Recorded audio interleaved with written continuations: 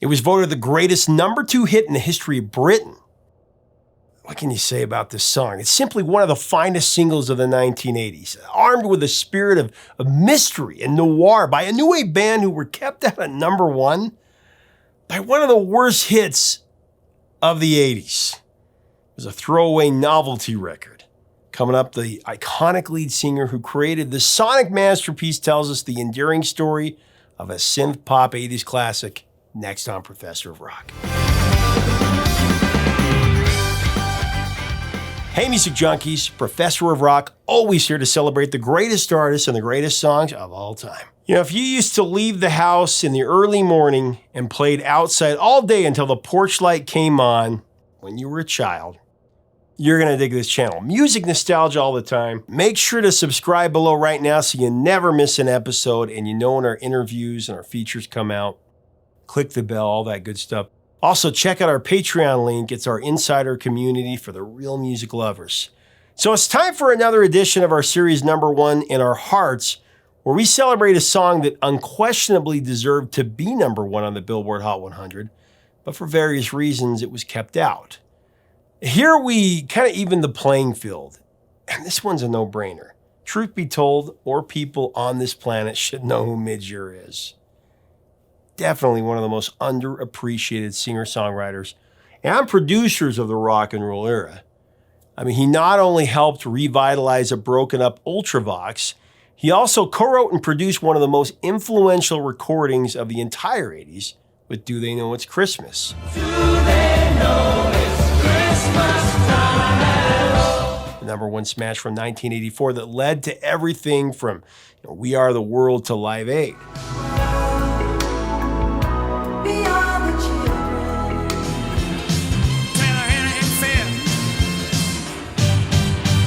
Hailing from Scotland, his name is actually James Ure, but he took his first name and did a phonetic reversal to Midge.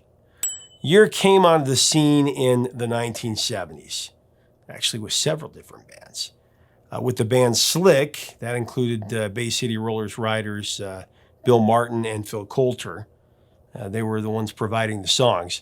Interestingly, in 1975, Ure said that he had an offer to be the lead singer of the Sex Pistols. But he said at the time he turned it down because Malcolm McLaren had his priorities completely wrong. It's a position he later changed. In early 1976, Slick achieved a #1 single on the UK singles chart with Forever and Ever.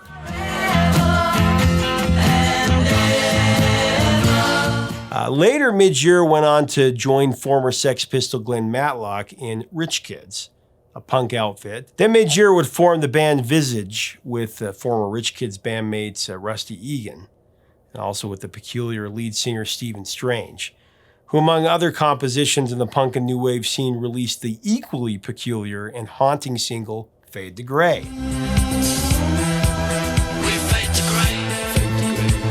Then Midge Ure would leave to join Thin Lizzy. Big difference between all those bands.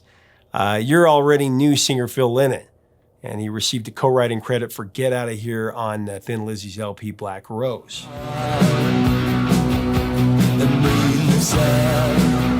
So in mid-1978, Midge also joined up to help Thin Lizzy finish a U.S. tour when guitarist Gary Moore abruptly left.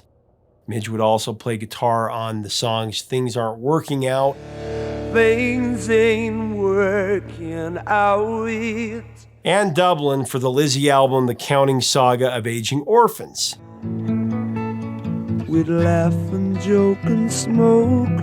Although Midge Ure would continue to collaborate with Phil Lynott, as he would co-write Phil Lynnott's biggest solo hit, Yellow Pearl,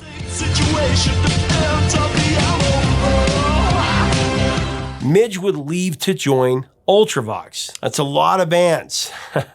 Now, this was in 1979, and Midge had developed a close friendship with Billy Currie when the two were in Visage. Currie was convinced by Rusty Egan to ask Midge in joining a revived Ultravox, who had ceased to exist when lead singer John Fox left to pursue a solo career, and then guitarist Robin to quit.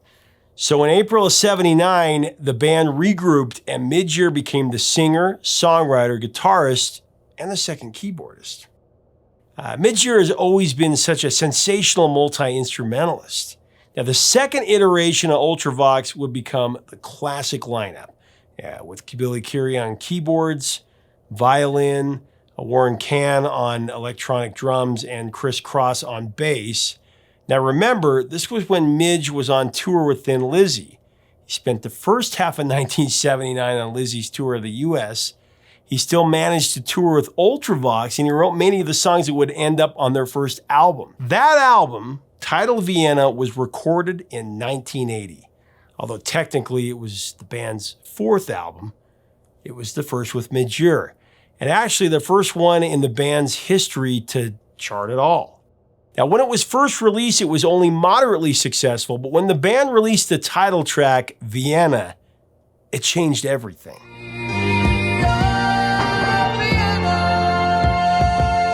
It not only became a massive hit, spending 4 weeks at #2 on the UK charts, it was actually the 5th biggest hit of the year, and decades later still moves the soul.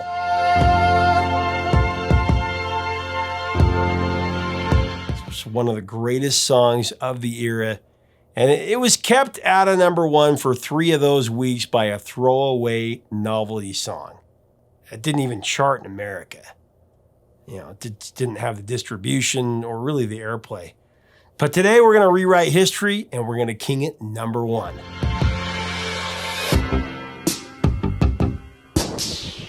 And it had an equally moving music video, just an amazing song. I mean, you'll see for yourself if you've never heard it. I had the incredible privilege of interviewing Midge Ure about this classic composition in depth recently. What follows is the story of Vienna straight from Midge. Now, as we go into this interview, I do want to thank our sponsor, Zenni Eyewear, the glasses that I wear every day. Here's the deal. These are my favorite frames that I've ever worn, and it's because I chose them, I designed them. That's what's great about it. You just download the Zenni app. You can go in, you can choose exactly what you want. They have all the deals there on the app. You put in your prescription and voila. They bring it right to your door. It's amazing. So check it out today. Either go to Zenni.com or download the app. Here's Midge Ure with the story behind the 80s classic, Vienna. Talk about a mind-blowing single, Cinema of the Mind. When this album came out, you guys, of course, released Sleepwalk, and that went to #29 on the UK charts. And then you released Passing Strangers, and that didn't chart.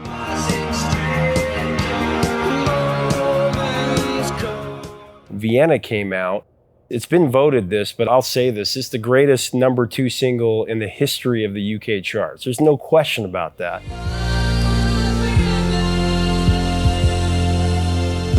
I'm sure you were okay with Woman by John Lennon, but for 3 weeks for it to be Shut Up Your Face, I mean, a novelty song that was just a throwaway song, it just annoyed people. It's a nicer place. Shut up your face. Shut up my face. It probably annoyed people more than it annoyed us. You've got to remember, as you quite rightly pointed out, this was the first album that I had done with Ultravox. And to get any chart success, with any of the tracks was a great thing. But then when Vienna came out and just captured people's imagination, to get to #2 was outstanding for us. The fact that this odd piece of music, this electronic ballads with a viola solo in it.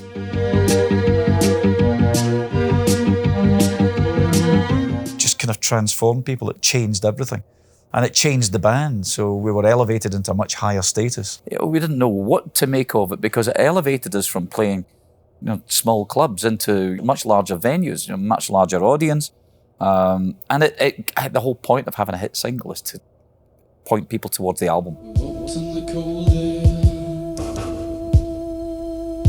You want people to hear the body of work, not just the one track. And that's exactly what it did. So for us, the fact that a novelty record kind of kept us off, it was kind of annoying, but, what brats would we be if we were standing there sulking because we only got to #2? And had it gone to #1, we wouldn't be talking about it now. It outsold both of those records combined and became the 5th biggest song of that year, and #1 all over Europe, and also single of the year at the Brit Awards. And It was given an honorary #1 by the OCC. I saw that. It was, yeah, and the BBC radio did a vote a few years ago to vote for the track that should have been #1 that wasn't, and Vienna, fantastic, it's lovely. It's a game changer song. You talk about songs, there are songs that are hits and they're catchy, but then there are songs that change the way that you view the world. I mean, that just shake you up. That's one of those songs. How did it come about? I think naivety's got a lot to do with it, and I'm not being coy, but I think it really has. I think when you're young, you attempt things that you wouldn't even dream of doing later on in life. And we really didn't care what people kind of thought of us. We wanted to be experimental. We wanted to dabble with atmospheres and ambiences. And, you know, Billy Curry, our keyboard player, our viola keyboard player, is a classically trained musician. So a lot of that classical training came out in the music that we did. But I'm from the other end of the spectrum. I'm from the kind of pop rock end of things. So when we kind of met in the middle, this sound came out that nobody else was making. It was very unique. But naivety drove us to do that. I remember at the time we were tired of the music industry in the UK and we wanted to be signed to an American label. And an A&R guy flew across from America and sat in the rehearsal studio for 3 days while we wrote that song. So he saw it from the very conception of the thing, you know, from just walking in saying, I've got this line in my head that says, it means nothing to me, oh Vienna. This means nothing to me. Oh, Vienna. To the piano part, to the whole thing being constructed, to how it sounded exactly on the record, and then he didn't sign us. But every band's got a story like that, haven't they? You know. Well, let's talk about recording it, because this, the grand piano and the verse and the chorus and the viola in the middle and solid synth that came from the Mini Moog. I love to talk about the instruments, the Roland CR78 drum machine. This was a new era for music. As 79 was turning over to 80 and 81. It really opened up the door for synth pop and new wave and romantics, post-punk, whatever they want to call it. But tell me about that. It was, you look at what we had back then, it may have been perceived as cutting edge stuff. It was incredibly basic, the equipment we had. We were a rock band who used traditional rock instrumentation as well as, you know, the violin or viola, because Billy's a classically trained violinist. And this new technology, you know, the electronics, the synthesizers, the drum machines. But none of the equipment could talk to itself, could talk to each other. The drum machine wouldn't connect with the Mini Moog, and the Mini Moog wouldn't connect with the ERP or whatever. And the Elka string. It was pre-MIDI, you know, which is the musical instrument digital interface, which is the method that people use now to connect different machines and make them lock together. Well, none of that worked. So we had 3 weeks to make this entire album. And we went in with the very, very basic equipment we had. The key to getting this right was rehearse it to death. We wrote it in rehearsal rooms. We arranged it, so the arrangements that we finished up with were exactly what ended up on the album. So, and we had toured some of the newer material, toured it live, which was a logistical, technical nightmare. So when it came to recording, I really wanted to work with Conny Plank, the German record producer, who had done the last album that Ultravox had done prior to me joining, an album called Systems of Romance.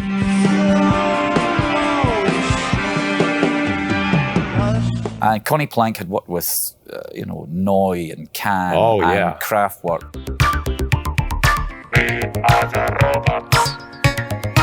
And Eno and Bowie and, you name it.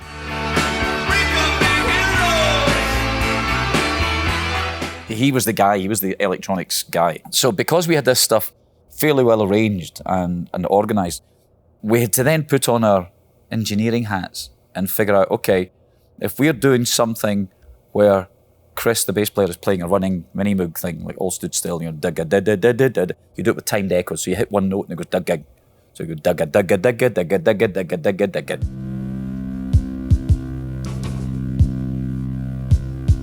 So that gives you a tempo that's fairly rigid, unless you mess up.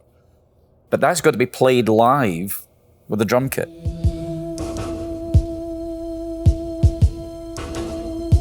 So as you're doing the basic take, if Chris screws up one of the notes, At the stop, go all the way back to the beginning. Do it again until you get it a clean one all the way through. Because the drums are playing in time with the synth, which is playing in time with the drums, but they're not connected. They're not, you can't just go back and go, I'll just drop in here. There's nothing to drop into. You can't do it. Technically, it was a bit of a nightmare, but because we were all kind of quasi-boffins, we figured it all out. The slowdown in Vienna, the viola solo, violin solo.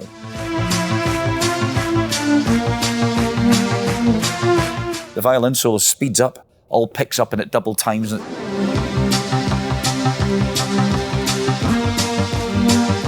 then it slows right down, and there was no way it could slow it right down and get back to the original tempo.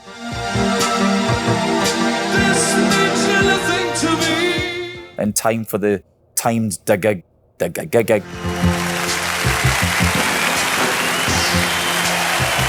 So we had to cut the master tape, the 24-track recording tape, and then stop the song, and then go back and set the tempo again for the second half of the song, record the second half of the song, and then Connie edited the master tape together. So you get the slow down straight into the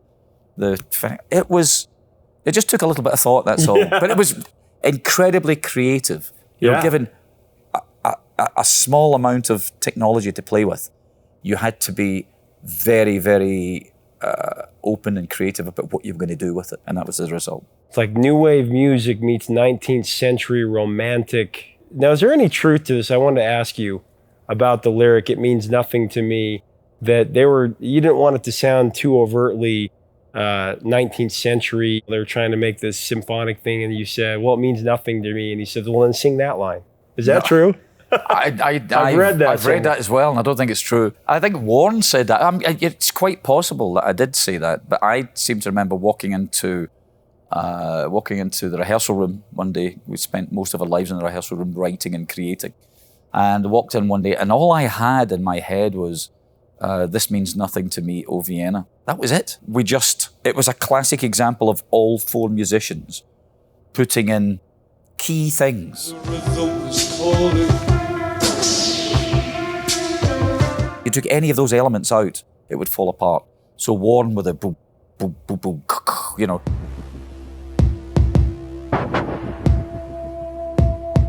Chris with a dug, you know, that heartbeat synth thing.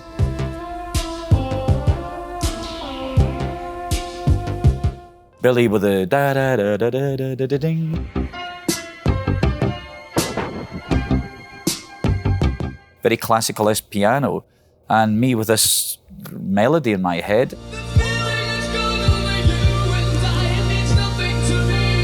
And it was a perfect example of a band really coming together in its very, very early stages, and just something magic happening. I read it was inspired by the Walker Brothers, The Electrician. Is that true?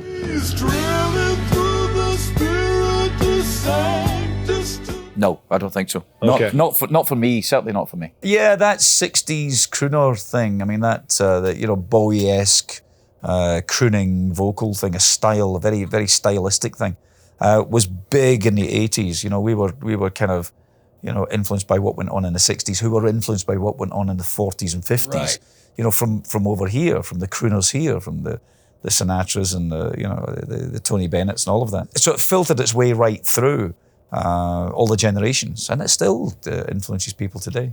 It does. I can hear Vienna in Lord Royals. My friends and I, we've cracked the code. There's the beat there, and Right. how she comes in to sing the lyrics. That is very much like the beginning of Vienna.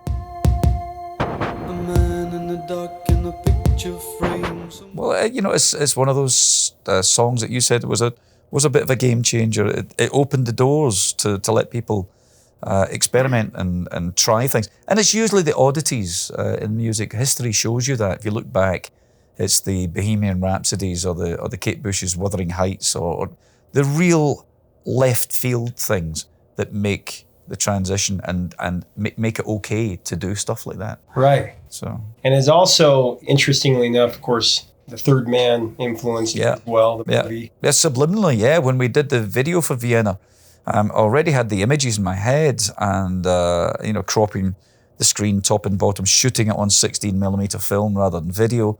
We had all these parameters. We knew exactly what we wanted graphically. And of course, once we made the video, I re-saw The Third Man and thought, oops, that's where it came from then. That's just slipped in there when I was a kid. And I hadn't crossed my mind that The Third Man was all set in Vienna. I never knew the old Vienna before the war with its Strauss music. And all that imagery and all that, the wet cobbles and the black and white, the film noir. breath on the window pane, lying and waiting. All of that stuff.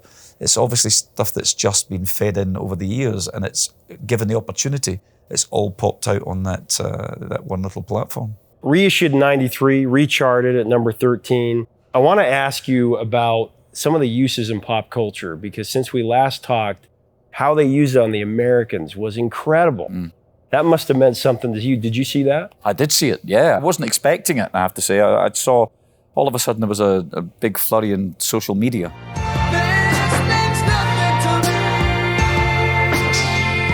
Have you seen this? This is amazing. Ultravox getting played on the American. But since then, of course, it's been used in 13 Reasons Why.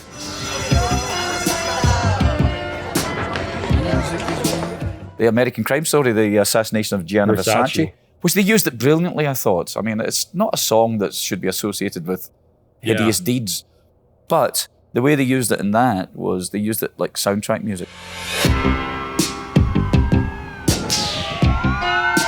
No dialogue, and they played 4 minutes of the song or whatever it was. The action happened using that as the atmosphere. And I thought that was such a cool way of using the song. Oh, yeah. It was great. Professor Gracinko listening to it on Doctor Who clear back in the day. That's right. As part of his Walkman, right? It's funny, it's the things that you don't see coming that tend to cause most of a furore. Oh, Vienna. Have I interrupted something?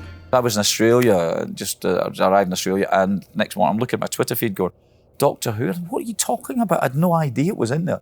And the fact that Ultravox were written into the scene, that you think, okay, they mentioned Ultravox. How cool is that? It recharted in 93. It did. It did. And it's one of those things that it's still, today when you hear it on the radio, it still sounds reasonably fresh, considering it's 35 years old.